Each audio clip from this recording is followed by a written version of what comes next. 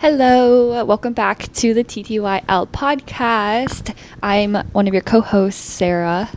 I'm the other co-host, Adrian. And today we have a fabulous guest. Her name is Miss Duchess. Hello. I know her from work slash... I think we're just friends yeah, now. work. Right? Like we're yeah, friends I now? think we're kind of friends, maybe? If that's allowed. Yes, I don't know. We were both fellows at work. She was like my bigger sister, and I just appreciated her so much. But anyways, thank you. I'll let you do a little intro for yourself. Yeah, so my name is Duchess. I know Sarah from work. I very much see Sarah as like a little sister. Like she's very much a golden retriever. I can always see the tail like, wagging in the back. I am a singer. I'm an actress. I'm a songwriter.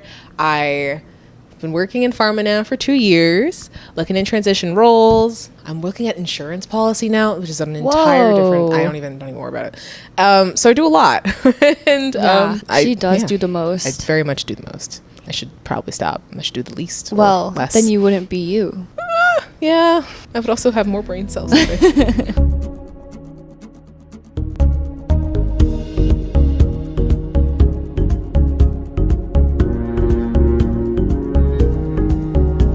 I will say when she first came to the city, and I was like asking her about our work friends because I want to know about the work tea. She did mention you first as like a very, very chill. She's and cool also the person. only person I could mention. Oh my gosh! Don't take that to heart. Damn, so I'm kidding. I'm kidding.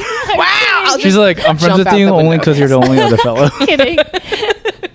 No, it's cool. I'll just jump out the window. It's fine. It's fine. Well, you know I would be jumping out with you. Okay, never mind. To wake up, maybe. Yeah. That's crazy. No, but actually, yeah, I met Duchess the summer or like during my rotation, not even before fellowship season and application started. I met her. It was your first week and my last week at my rotation, your first week at the fellowship. I think it was my first day. Yeah. Yeah. And we just like hit it off. Yeah. Right from there. It was meant to be. So is Sarah more like annoying little sister or like what are we? Because I live with her and she's like my little sister too, and she's so fucking annoying. I love annoying. I mean, no, definitely not annoying. You're too nice. No, you just don't see that side of me yet. Yet. Yeah. No, it's fair. No, I'm waiting. I'm waiting for this. I also have 2 younger brothers, so it's gonna take a lot to get to annoy me. Oh, Are you an older perfect. sibling? I am. Hell yeah. Yeah. I feel like a mother. Jesus Christ. I sent off the last one to college. It was so sad. It was actually really sad because I miss him. He's annoying, but he's like good.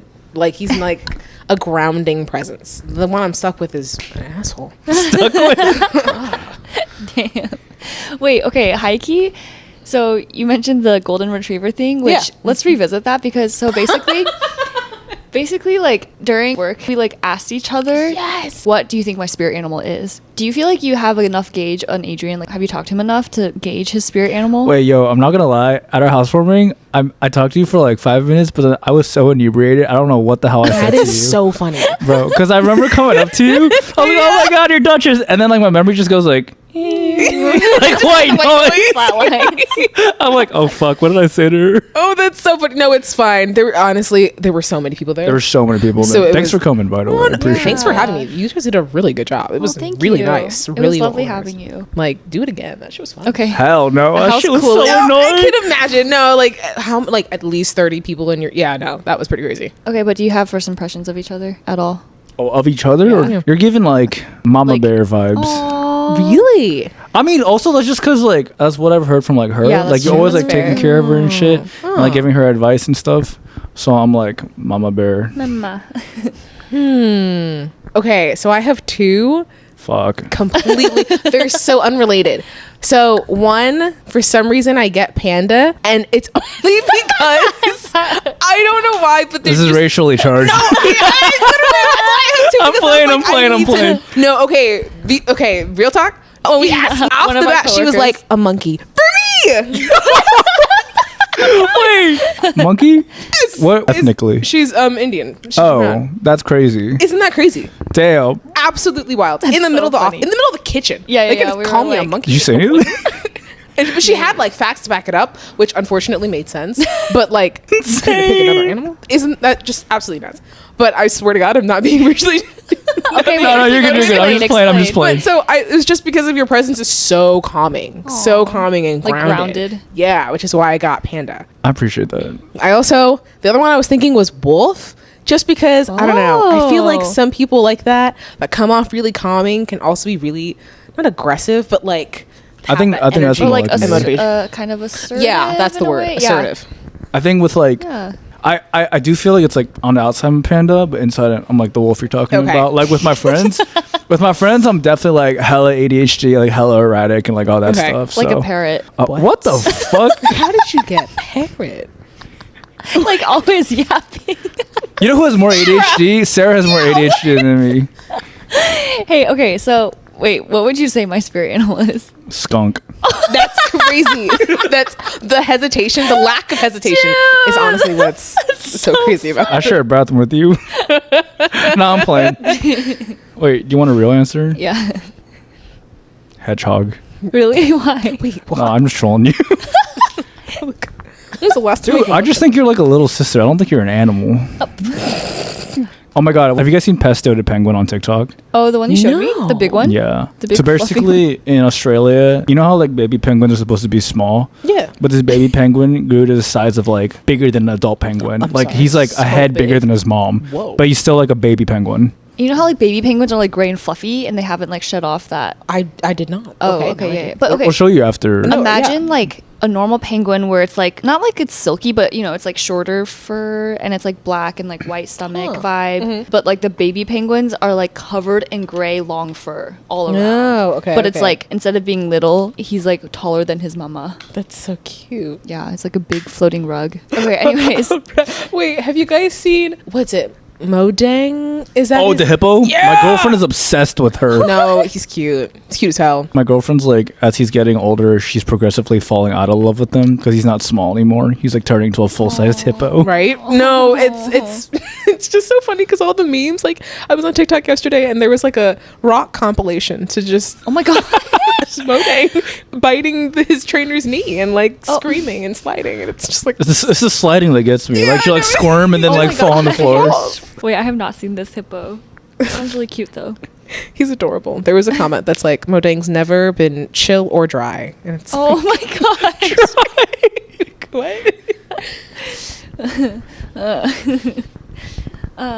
Okay, cool. Wait, what were your actual spirit animals? Or like oh, this is crazy. When we did it for each other, it was like to the T for each other. Yeah. And like we didn't tell each other before. So for me, I guess hers was tiger. Yes. Didn't I say golden retriever for you? Yeah. Okay. Because you're bold, fierce, like thanks. you like I don't know, just come off really strong and like assured, but also can be playful, can have that like bond, connection or something. Yeah. Loyalty. I gave you golden retriever because the tail is just perfect for you, and also like they're very reliable, loyal, dependable. The energy also just kind of flips around with the golden retriever. Like they're kind of very much all over the place, and that is Sarah to a T. But I love the one Neha gave for you. She said you were a swan. That was crazy. It's just so pretty, so elegant. And okay, what about you as a swan? It's just like I don't see it. I'm just sorry. I've just known Sarah for too goddamn long. Like I've seen her in too many of her eras. Okay. Oh no! Wait, Sarah lore, please. AKO, Sarah. Oh my god, AKO. Am I doing it right? Yeah, thumbs don't touch. Good job. There's a lot to unpack about Sarah, but please. I don't want to hijack the Yeah. We're unpacking your trauma. Duchess. Just kidding. Okay, the pod today is loosely going to be based on just like balancing corporate job versus passions and pursuing that, and like part of it is also just like growing up in your 20s, like first job out of college versus like working to live versus living to work. And just like how you navigate that, reflecting on all of our experiences so far, because I feel like we're in different like industries but also different walks of life, but at the same time I feel like all of us have underlying desire to do our personal things, right? Like start a business or just like pursue other hobbies outside of work and stuff. So this will be interesting too. Trying to start a business? Unpack. Loaded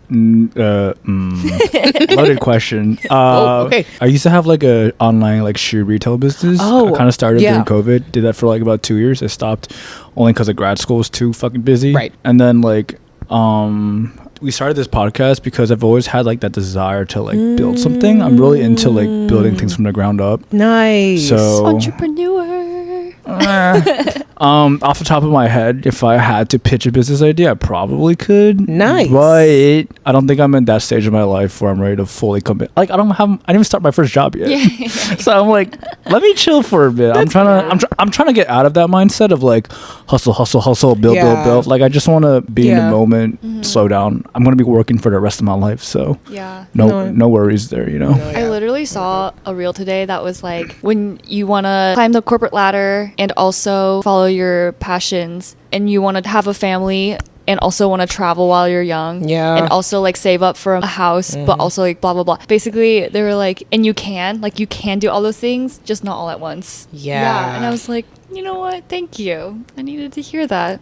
I feel like I very similar to that. So I forget if it was the beginning of this year, probably it was the beginning of last year. So like I have a lot of different passions. So like entrepreneurship is one of them, personal finances, obviously the job, making money, like doing my passions, etc. And so like I have a lot of goals to like assigned to it. So like eating better, like losing weight, like learning the piano, learning music theory, acting, all of that stuff. And I was trying to do it all at once for the longest time, and I kept failing. And this video I watched way back when was like, you can do all these things and adapt all these different habits, but you have to do them one at a time, because that's just what makes it more successful, and you're able, like, you just have a higher rate when you like tackle them one at a time, then instead of becoming habits, they become part of your life. And so one nice thing that I've done in the break was like, actually, like, for instance, my diet and my health, I've been able to like take that from being a habit to like actually part of like the way I do my life now. And I hate to admit it, but they were right. Like, fuck, I can't do this all. You know, like at the same time, I have to do it like one at a time. And how did you like prioritize though? Because like you just listed off like 10 things you're passionate about, but then you still said you're an actor, you're a songwriter. I know. And I think, so when I was in therapy, I was talking to my therapist about it too. Because, well, for one, I took a break. Like so when I finished my fellowship, I took a 3-month break, and that was the best thing I could have done for myself. Period. I think one of the best life decisions I made, frankly, because then it gave me time and energy to focus on doing and tackling these other things and making these other habits. And so the way she described it was, it's all a pendulum. So when I first started the break, I went like nosedive into acting. Like I was in a show, I was actively submitting for other roles, like I was going to callbacks, I was doing a lot in the acting world, and I couldn't really focus on, I mean, I was doing my diet and exercise stuff, but like that was not the focus. The focus was like acting. And so once that started to die down, then I was back in the gym more, and I was like a lot more consistent with that, and like the acting kind of subsided. But when that subsided, I also started writing a book. And so it was like I just had more time, and okay, now this has kind of become part of my life. I don't really have to focus it on anymore. Now writing is like picking up, and then I'm also looking into insurance and finances. So it's like, it's a pendulum. Like when one phase cycle ended, another could begin, because I had the time and the space to do it. So yeah, if you were to classify your current era, what would it be? Oh, my current era. I don't want to say a hustle mindset, because I fear that's a bit too toxic. But probably go-getter. Like, this is the first time in my life where I've given myself full permission to just go for it. And I've failed, I've fallen flat on my face, I've made mistakes, and I also had the most fun in a very long time. So I think it's just like trial and error, or just honestly just going for it. Like just going for it and seeing what happens. And it's pretty cool, some of the things that have happened just by being open and available. Yeah. So that's what Are you a yes girl? I try to be. Like sometimes, I mean, I really shouldn't say yes as much as I should. That's how I got into this insurance thing. Because I said yes way too quickly. I should have like read the fine print, but it's okay. Yeah, because I feel like when you open yourself up to new things and experiences, you never know what could happen. You never know the people that you can meet. And I feel like everything happens for a reason. So let me see the reason. Like, that's why I say yes and I try them. But yeah, I really should slow the fuck down. It's one neck on of like saying yes to everything. Yeah. I feel like I'm in my era where I want to say yes to more things and like have random crazy adventures even, because I'm so curated with my experiences. Into, but interesting, like when I say yes and no to things, I like know what I'm inviting into my life. but there have been just a couple times in my time in New York where I have said yes randomly to like spontaneous things. Not that anything super crazy magical happened, but it was just like I just wouldn't have had this experience if I didn't say yes to this. That actually reminds me, I used to live in New York back in 21. I was finishing up my rotations actually. So I had a bundle rotation at Bellevue Hospital in their psych department and their SICU. That is not that as important. What I was also doing at the time though is that was the first time I started taking classes in music at all. And so I was also taking like this singing boot camp on the side. And so I'd gone to a class in person for like one of the first times, met some people there, and they were like, hey, we're going to like a karaoke bar afterwards. Do you want to come? And she literally asked me this in the middle of McDonald's. And I was like, oh, I was just so anxious and nervous and afraid. And I said no. One of the girls in that group, well, do you know Nico? No. Look them up. They have millions of followers. What do they do? They're a singer. Oh. They're like wildly successful. And it was their sister's singing shop that I went to. And so part of me is like, damn, if I had said yes, would I have been able to make real connections with these people? Like, where would I have been? Yeah. And like, honestly, it sucks too, because the next day I could have done the rotations hungover. Like, I did not have to be sober. Do you feel like that experience changed your mindset going forward? Not really, because I normally say yes to those things. I just was in my head too much and I said no. But I definitely think about it like, damn, I wonder. Yeah. Adrian, are you usually like curated with your experiences, or are you always like yes? Wait, what do you mean when you say you have curated experiences? Like I'll choose which things I want to go to and which ones I don't want to. I just feel like I have like my priorities right now. So I'd rather take care of those than like say yes to random things. I don't know how to answer that, because like truth to be told, if I had to choose between like finishing editing a podcast like this podcast versus like someone like, oh, do you want to like take a spontaneous day trip, I probably choose editing the podcast, because just because like my priority right now is building the brand for this podcast, building like pushing it forward. I'm still, I wonder if it's because like I'm a freshly like graduated student. All I see is like ahead. I know I told you I'm trying to like be more present in the moment and stuff, like go to these yes things. I know what my priorities are in my head. If I don't kind of finish them or tackle them, I do feel some type of way about like being a little more spontaneous or like having fun kind of thing. So that's something that's changed from when you were in school? No, I think it's a toxic trait I've picked up from school. Because like in school, I'm not going to go like do these like fun things or spontaneous things until I'm done with my homework. I finish studying for this exam. So I very much view my priorities kind of in the same way. Like edit the podcast, go to the gym, like make sure all my work stuff is taken care of. I don't know. So hopefully I try working with this fool on the podcast. No, I'm kidding. I was reflecting that I was like, wow, I'm so grateful for Adrian to like do this podcast with you, because something that I appreciate is like your diligence and like perseverance and like keeping track of things and like being on top of things or like reminding stuff, which like I know can be... I kind of hate that, because like, so my dad he works in business too. He's like, he works in HR, and sometimes like my dad will bleed his work, like he'll treat my family kind of like as a business. And that's like the last thing I want to do to like Sarah. Like we're friends first. I don't want to like... But no, I don't feel that in our friendship. I only feel that in terms of the podcast. Dude, I'm just like... That's funny though. Some of the crazy shit my dad has been like, he's been like, where do you guys want to go for vacation? And then write a PowerPoint for me. I'm like, Dad, what the fuck?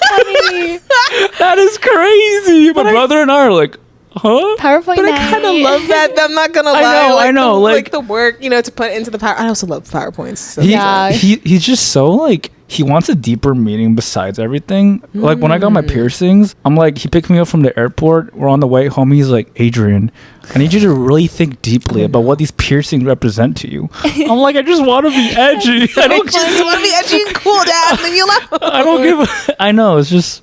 I don't want that to become our relationship. You're like, if you ask me on a deeper level. Literally. Nah. No, I appreciate it. I feel like in that sense, maybe that's a little bit of like my weakness. So like you... Like one of us has to be like that. Yeah. Yeah. Yeah, because then this would fall apart. Exactly, yeah. both, no offense, but like, chaotic. Like, yeah. Where would there be peace? Totally. Okay, kind of going backtrack a tiny bit. You were talking about how school has like made you kind of more responsible in the sense that like you prioritize your like responsibilities and then you can have fun. But would you guys say, because in terms of like entrepreneurship and like following your passions, that's totally your own thing, whereas like at work and in school maybe there are more external motivations because you have deadlines, you have other people that you need to report to. Would you guys say in your personal life you're more externally or internally motivated when it comes to like your passions? It's actually really interesting you bring this up. I feel like we were talking about this earlier where this was a while ago though, but I think it was at TEDx had a video about, oh man, I forget what it's called, but it was around the topic of motivation. And so they were asking that same question of like internal motivations versus external motivations. And so they had referenced a study with like military recruits. They took like a pool of military recruits who were extremely internally motivated to like be in the military. And they essentially were like, okay, if we add internal and external motivations to them, or just, I take it back. I think they had people who were only externally motivated, only internally motivated, and people who were internally and externally motivated. And in the study, the people who were both internally and externally motivated actually did worse than the people who were just externally motivated. And the reason why, or like one of the hypotheses surrounding it, was that when you have both of them, when you're already internally motivated, it actually hurts you to keep up that motivation. All is to say, going back to your question, what was your question? Are you more internally motivated I thought I had externally motivated? Oops. I feel like it really depends. Like, for instance, for all of my passions, I'm obviously internally motivated, but I've noticed that when I have struggles keeping up my internal motivation, that's when I go externally, and that's where I see success. Like, when I was trying to learn the piano for fucking years, it was only when I started picking up a class where I had a teacher and I had homework where I was like, oh, snap, like, I'm actually learning music theory. Like, I'm actually getting this. It's, like, working. And there are other things that I, for instance, like working out and dieting has been, like, a part of my life. Like, I don't need any internal or external motivation because it's just a habit that I do automatically. But starting, I mean, my brother's essentially like, he's 6'3" and jacked, so like his presence alone is like, we're going to the fucking gym. I have no choice. So that's like what helped me. Depends. So like being able Sarah, to let me go pee real quick. I need to pee so fucking bad. Go. The caffeine just kicked in and my bladder was like, yo. Oh my god. So his brain during this time was just pee. Sarah, you're going to ask a question before I took a pee break. Okay. That was deep, though. I like that. Would you say you're more internally or externally motivated? I want to say internally motivated. Yeah, that's it. No, I'm kidding. And that's Deep. a wrap.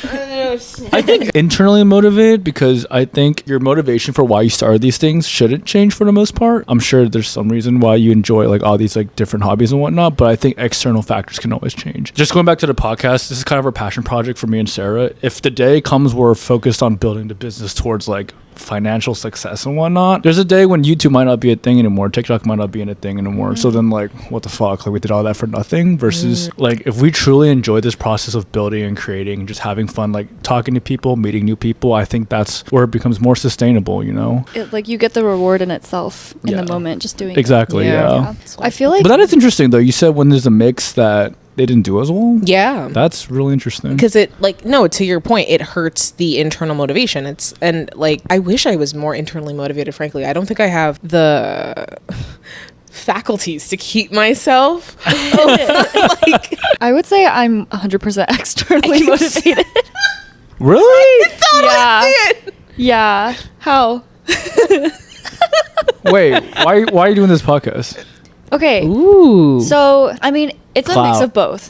What'd you say? Wait, if it's a mix of both, then you're not externally motivated. No, it is mostly externally motivated. So for me, like, first of all, I need deadlines to do things, turn things in, to whatever. So that's why in school it was good because it was like, there's a deadline for homework, there's a deadline for an exam, I have to study or like do it by the time. That's a long form of saying I'm a procrastinator. In terms of like actually getting myself to do something, the motivation is like, oh, there's a deadline. Or like accountability. Like if I tell you I'm gonna go meet someone, then like I have to do it because I told you about it, and the next time I see you, you're gonna like ask about it, and I'll be like, okay, well, I have to do this thing before then. Okay, so when I think about even like my own social media stuff, it is for myself in the sense that it is just for me to document my things, and it's like I enjoy the process of like capturing things, taking pictures, editing them, like crafting a vibe or like a energy through my photos and like videos, that is entirely for me. Okay, when it's just for me and it's intrinsically motivated, it's like not that consistent. But sometimes, like when I was doing more like brand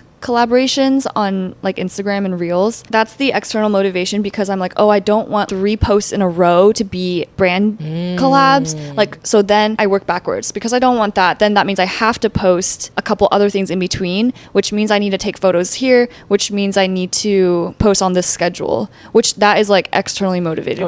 But I'm still having fun with it. It's still a fun time. It's just a little bit more of that like discipline and planning that goes into it. I think so. An example that I have, because I think for me, the way I understand it, like a lot of my passion, actually all of my passion projects in a way are internally motivated. They have to, or else they wouldn't be a passion project.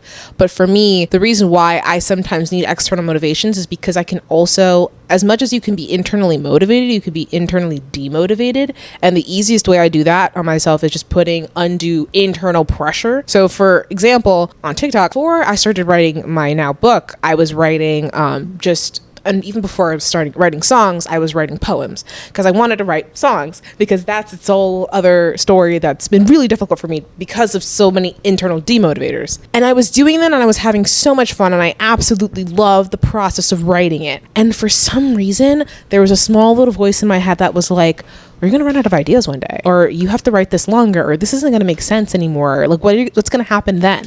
And then because that voice didn't go away, I went away. I don't know. Like it stopped me before I started, and like demotivated it to the point where I didn't have any motivation at all. Aww. Because I get that, so I think that's why, like, if I had an accountability partner to be like, hey, look, you need to write. You said you're going to write it, you have to write it. I would definitely have gotten over the voice easier, and then the voice would have disappeared. But because I didn't have that, it went down. I mean, she's back in a different form. But, great.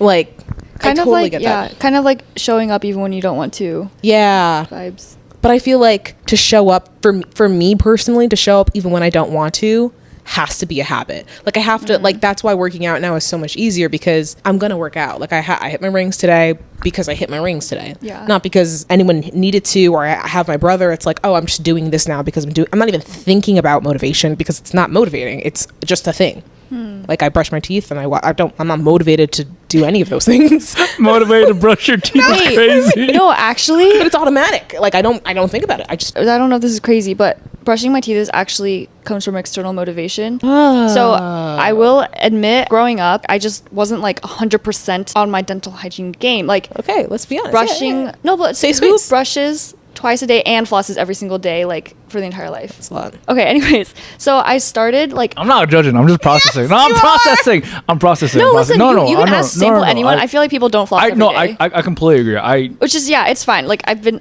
there too. Staring at you. But like last year I got a deeper, not like a deep cleaning, but just like a slightly deeper than like your average cleaning on your teeth. So I got like a deeper cleaning, and like it just felt so good, and I was just like, okay, this just feels like a good reset. I don't want that to go to waste.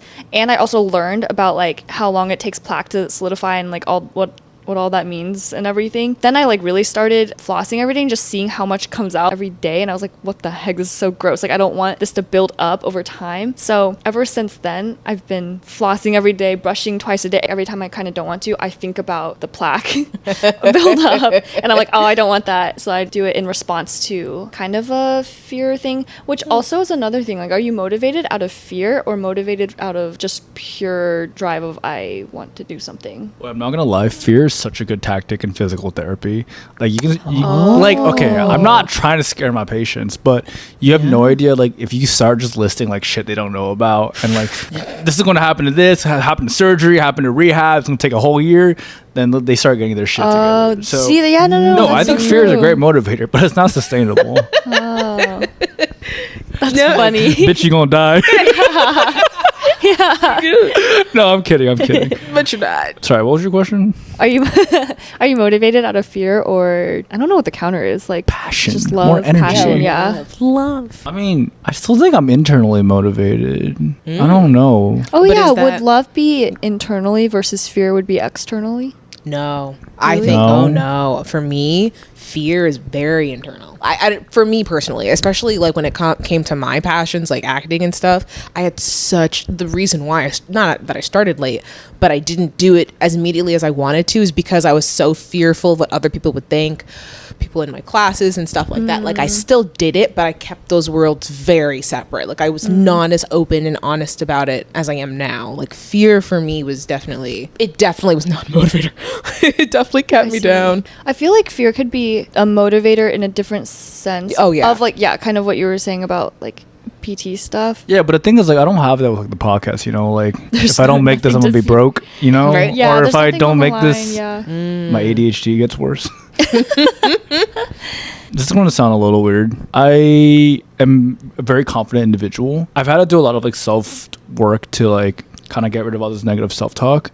So I think that's why for me, internally motivated is kind of the way to go. I think this sounds so like egotistical, but it's like I firmly believe I'm probably not going to fail. No, that's great. Yeah. And like that's why it's like I'm very confident about making this podcast into something. I'm very confident about like grad school and like all that stuff. And I don't know, it's just I think that's the only way you can go about it to make it like yours almost. Yeah, because the alternative is you go into it thinking that you will fail, and then where does that and then you do get you? Yeah, it what's that quote? It's like whether you think you will, you won't. You're right. Not saying that's delusional, but like that's where the whole I think I have to be a little delusional to think like that. But it's like gaslighting myself almost to do it. Yeah, you know. No, totally. I totally agree. So also just like piggybacking off of that, that's like one of the core pillars, I guess, of manifestation. Like in order to do these things, you have to believe that you can do them, and there just comes from like an inner knowing. So of course you're going to do it because you know you're going to do it because you believe you're going to do it. Like you have to, or else the cycle doesn't work, and it doesn't work. So yeah, makes total sense. I want to jump back to another point you were making though. You said that I feel like Duchess and I are primarily internally motivated with a sprinkle of like externally motivated, but you said you're not exclusively, but like majority externally motivated. So when you say, I feel like you always mention you want a career in content creation, what does that really mean to you though from an external motivated mindset? Because the way you framed what you said was I kind of become better at posting when you have like these brands to like other factors to consider besides yourself. Yeah. But that's a very like small scale. What does like content creation as a career mean to you? Because that's literally you posting about yourself. Like no one's asking you to post almost. Yeah. You know what I mean? Are you asking like where my motivation would come from if I like were to do like more? I think that's like kind of what I'm struggling with right now, which is why I haven't posted a personal YouTube video in a while. And part of it is the soul searching thing. Part of it is like I was burnt out for a long time. Part of it's just like I do need to sit down and like find if I do want it, like genuinely, because I asked a content friend and I was like, dude, I'm just like so burnt out, like I don't know why, like I'm just like not posting, even though like I do still want to do YouTube. And he was like, it just comes down to like if you want it bad enough. And I was like, oh, honestly, it's so true. Like I just have to do it. I don't know if I fully agree with that. Just because I don't know if I actually have ADHD. I probably do. But 90% of our generation does. I feel like. But yeah, I should probably go to a doctor. But you know, there's so much more that goes into decisions than you just need to. How badly do you want it? There's this one video, random little short on LinkedIn that I was watching about like what it means to make a decision, like someone who's neurotypical versus somebody who has ADHD, and the person like imagine a pen with a ballpoint, right? Like you take the pen, you click it, you have the thought, and then you make the decision. Like that is a regular brain. But if you have ADHD or any type of neurodiversity or neurospice in you, it's like, do you know the pens that have like the 5 different colors with the singular point? It's like you'll try to do something. So funny. But they'll all fire off at the same time, and when they all fire off at the same time, nothing comes out. And I've had that happen to me so many times where I've just literally been paralyzed by indecision because there's so much to do I could do, and it's like I don't do anything. Like I literally get locked in this state of freeze. Like it's not a flight or it's just I cannot do anything. And it's not that I don't want it bad. I want it bad. Like this is my life, my love, like my deep passion. And I just can't do it. Why? Like there's something else there because I've got the passion, I've got the drive, but there's this last connector that I need to remove in order to actually give me the permission to do that. And that I think is the real question instead of do you want it bad enough? Because I know you want it. And now you know you want it. Yeah. I mean, there's also like different levels to it, right? Like being burnt out is real. So I was able to, through the other job that I have, so I interview people from different walks of life, about their careers, their stories, etc. I was able to interview this one professor who's like a professor in burnout. Like she got her PhD in that burnout. I take it back. I think her PhD was in something else, but she works in burnout. Like that is her entire brand business. That's so cool. So I need to meet with her.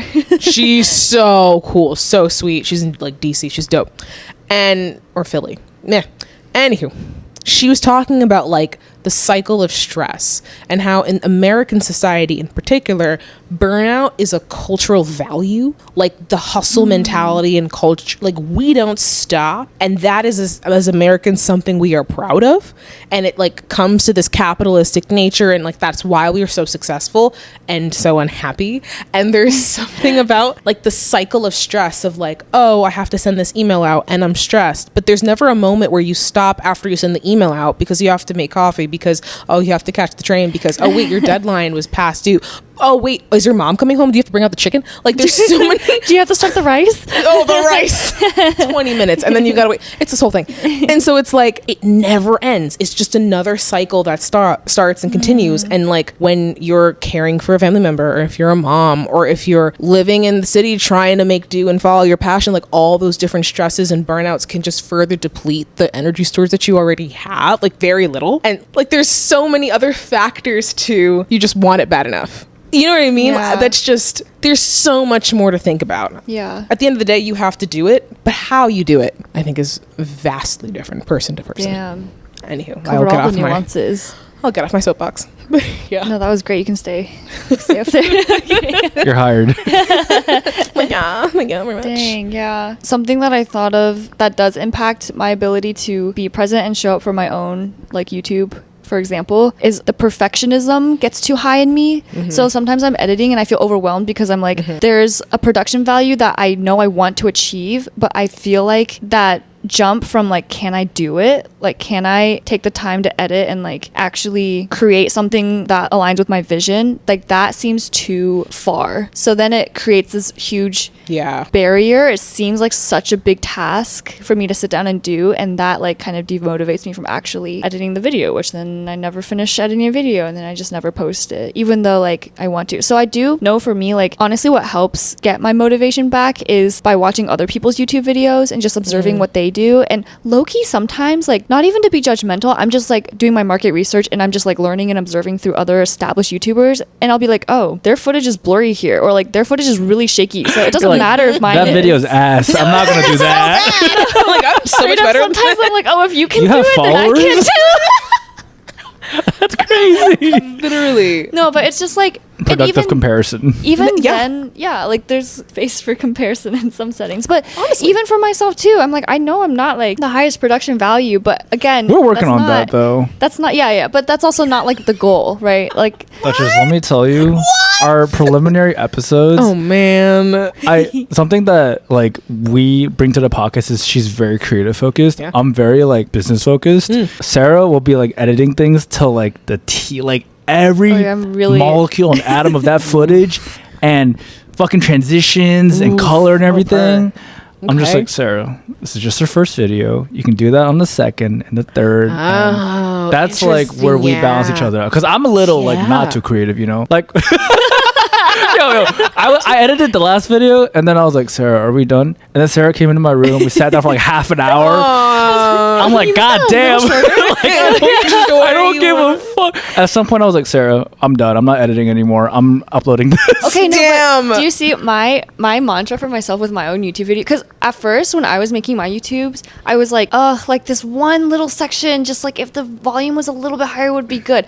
And then I would think like, whatever, like I'll just post it, it's fine, it's just a little thing. But then I was like, it's such a small thing to do, I can just do it, even if that means I have to re-upload it, because I don't want to like look back and be like, why didn't you just do that one small adjustment? Like it's so easy to do that. Oh, that's so interesting. Even though like I just have to re-upload. But I also think those adjustments, psychology, and just like there's so many layers of visual stimulation, colors, placements of people, placements of text, placement, everything, the sound when it enters versus what you see visually. Like I'm very attuned to those things, and I understand that those things make such a subtle difference that that like the typical person might not really even catch, but it impacts the subconscious, which impacts the ultimate experience. So that is why I'm so nitpicky. That is so interesting, because I can hear on one hand how valuable that is, especially as a marketer and especially to like change behavior. And on another hand, I can see how detrimental that is, because going, like, you've heard of the 80-20 rule, right? At a point you just have to do it, like, even if it's not perfect, even if you have. So actually, I have a question for you. Yeah. Based off of something that Sarah said about like being in moments where you look to other YouTubers, what do you do in situations like that? Or have you been in situations where you, for one reason or another, don't have the motivation internally? What do you do? I think it just goes back just for perspective. I understand that for me, everything, I see it from like a step back, kind of like storyboard kind of thing.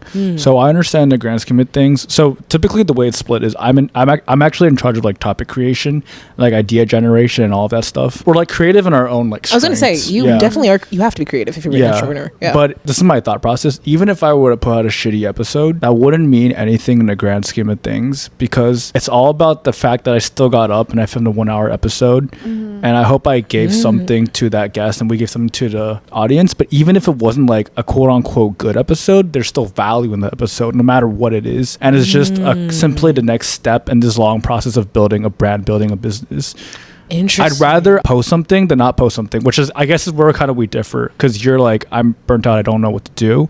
I'm more so just, let's just do it. Like, let's just put it out no matter how good or how bad of what it is. And that's really interesting, because so one of the things that actually helped me get out of one of my funks was kind of adapting the same principle, because I'm also super perfectionist. Like, I used to take like 3-4 hours trying to write a song and I wanted to die, and it took me so fucking long and so much out of me, and I hated the song, and it was all of this. And then just try to bring the expectations down as low as possible, and I literally made the goal to write a shit song. Like, the song has to be shit. I love has to that. be fucking terrible. I love that. Like, it has to be terrible. You only have like 10 minutes. Go. And it's like, well, fuck, okay, fine. It's gonna be terrible because I haven't given myself all that time. But then I stop and I'm like, I wrote a song. Like, that's the goal. But so that's really cool, like, that you put it in perspective. That's nice. That's hard though to do all the time. So I think the reason why I developed this mindset is actually from that shoe business I started like 2 years, like for 2 years. Because so basically what I did was I was one of those like resellers. Like, I buy shoes and then sell to other people. Listen, and like, you know, as a business person, you're trying to make money, you know, like, so then one of my biggest pitfalls was I got too stuck up in like the margins. So like, I would sell, for example, to you for like $350, but then you're offering $450. And then in my head, I'm like, do I like lie to Duchess and then sell it to Sarah for $100 more? It's just that mindset of, I just have to like eat up this mistake and just move forward. Yeah. That's how I see like this process. It's like any mistakes, any like quote unquote shit, like podcasts we put out is just a step forward. It doesn't, like, we're going to get to that end goal eventually. Like, I'm going to make money eventually off my shoes. Learn from it. Exactly. I'll just know next time not to sell to Duchess and sell to Sarah directly. Well, damn. You know, I'm sorry. I still got money. Not to make it personal, but okay. Yeah. Honestly, totally resonate with what both of you said. It's not even that it has to be perfect. It just has to be where I feel like I put in my best effort, which doesn't mean it's perfect, and that's okay. I know that. But yeah, there are times where I feel like, like, I just don't really even feel like I can get to the point where I'm putting in my best effort. So it kind of makes it maybe a shittier vlog. But I agree, Adrian, the times that I do overcome that mindset and I lower my expectations again to like just post something. First of all, it's for yourself. It's your own vlog diary of what you just want to document, and that's totally fine. It's not for anyone else, and there's no expectations. Just like post whatever. But then the issue is where I feel like Duchess, like, I kind of get into that mindset too, because after you make a couple of vlogs or a couple songs or whatever, you start feeling the groove and you're like, okay, like, I got this. Like, this is so awesome. You know what it feels like to put out something you actually like love. And then when you get to a point where you're making a new thing and you're like, oh, I like don't feel that magic anymore, or like I don't feel the same kind of flow or like whatever, then it feels really demotivating, because it's like, I know what that feels like and I know I can do it. How come it's not happening here? Because there's more expectations that I put on myself now. So then it's like I have to remind myself to look at the bigger picture, to strip down those expectations again, of remind myself of why I started in the first place. I think that's one of my biggest barriers right now, is like my expectations are too high for what my purposes are actually. That's a really interesting take, that like when you're starting something new or trying to take on a new project, you don't feel the flow anymore. One thing that I've been trying to do recently that's actually saved me a lot of personal anguish is that, for instance, one of my many other passions is I want to be a polyglot. Like, I want to learn like 5-6 different languages. And there was a time where I was learning French, Spanish, and Japanese at the same time. Don't ask. I don't know why. I thought that was a good idea. But I did. You're gonna create your own language, like among no, really. Like, I was. Oh, Japanish. No, literally. With my croissant, watching my anime. Oh, God. But so for me, I naturally was not able to keep that up. But like even now, with all of these different passions that I have, getting back to the pendulum swinging, I think my body, and there's something in me that just knows when something's not right now. And instead of trying to fight it and force myself to like get into it, I just let the pendulum swing. Like, for instance, I haven't written my story. I wrote like 40 pages and I've written out 4 different storyboards for it. I know exactly what I wanted to say and what to do and where I wanted to flow. I just haven't physically sat down and written it yet because I've been searching for this fucking job. And I want to write more and read more and all of that, but I know the pendulum's just not there yet. And instead of forcing me to come to this, and then it's like, oh, I have to write this story because then I'm not a good writer and all of this, I'm going to save that passion and that energy and that love for when I am ready for it. And when the pendulum swings back, I can come back to it with a renewed force. So that's something that I've been trying recently, and I've seen a lot of help. That's cool. That's like not fighting the flow or like where you are. Yeah. Instead of creating a flow, I will flow with my flow. Yeah. Flow. So I have one last question for you guys. When you think back to your previous, okay, for example, Adrian, like your time of fun employment and your time of fun employment too. How long you been fun employed for? June. Yeah, low-key same. Like like late May, early June. Mine was early, like June 6th is my last day. Shit. Yeah. We made it. Yeah, so, and then like Adrian's got his job that he's starting soon, and you're like so close. When I get this job, you'll know. During this time, after like your school and then your fellowship, what have you learned? How have you grown during this time? For me, oh my God, I've learned so much about myself. I didn't even expect to learn any of what I learned. I didn't know the value of taking a break. Like I had before taking on this job, I didn't even give myself a true break from graduating to the fellowship. Like I had 2.5 weeks and I was in. Like I did not know what it meant to slow down and stop. And so that's one of the reasons why I took the break, to figure out what that meant for me. And I didn't realize that I could flow like this. I didn't realize that I could let myself breathe and go into these passions. And I also didn't realize that taking this break and diving into these passions doesn't make me less worthy of going back into the professional life. If anything, it makes me better at it. Because if I hadn't taken this break, I wouldn't have met the people I've met. I wouldn't have gotten the job that I got. And I wouldn't be able to use that job to now bring me back to my like profession. So it's like, it's all interconnected. You learn from everything. And I didn't realize that nothing is in a silo. If I'm able to speak and tell my truth easier on stage, I can do that in an interview, and I can do that in a job. And I didn't know that they were so connected. So that's what I've learned. That's awesome. Wait, low-key, I hella resonate on that. The whole silo thing. I think it's like, as a student, you're like brainwashed to be like, well, I went to PT school, so my next step after I graduate is to get a PT job. Yeah. So then like, something I really noticed was like, I was interviewing for a bunch of companies and stuff, and this is also mid like starting the podcast and whatnot. And then this one company I interviewed for, basically they were like, oh, like, how much do you love PT? Like, we love PT here. And I'm like, all right, that's sick, y'all. But then like the interview is over, and then I'm like, why do I even want to be a PT? Like, it's to help people. And then like, what are aspects of my life that I can help people with the podcast? So like, what was so off-putting about that company was like, they're like, our life is PT. Like, this company's for you and for the profession. I'm like, frankly, I don't give a fuck. like oh my gosh. I'm at another job where I love the people that I'm working with. I love the population. Pay might not be as high, but my entire life isn't my job. Like, I'm working on other passion projects. Frankly, I'm working on myself, and that's so much more important to me than just like the way I've been brainwashed from school. Oh, that's so true. So true. That's another reason why I like our company that we used to work with, why I felt so accepted there, because like I was able to tell her former boss in an interview that I was doing theater and the arts, and she wasn't like off put by it. She was like, oh, so supportive. So supportive. And she was even like, today we were having a mock interview and I was ass, but she was like, well, you know, one of your strengths is your passions, and like in the arts you could bring that that up, and it was like, of course, like I wouldn't even ever have thought of that. Like they don't work in silos. Like I can be a different person, like be a whole me, and brand that as such, and people who will accept it will, and that's where I belong anyway. You don't have to be cookie cutter. Yeah. I was talking to my manager today about interviews and stuff, and it was just so relieving and reassuring to hear, because she was like, honestly, you just never know what the interviewer wants. Maybe they're looking for someone that you don't have to have those exact skill set, but just willing to learn, and that's fine. Sometimes the team needs someone that knows how to do it because they're like in a pinch and they need someone right away that like has that experience, and you just like never know. So it's like, if you don't get the job, it's really not personal. It's just like, this is the skill set I have right now,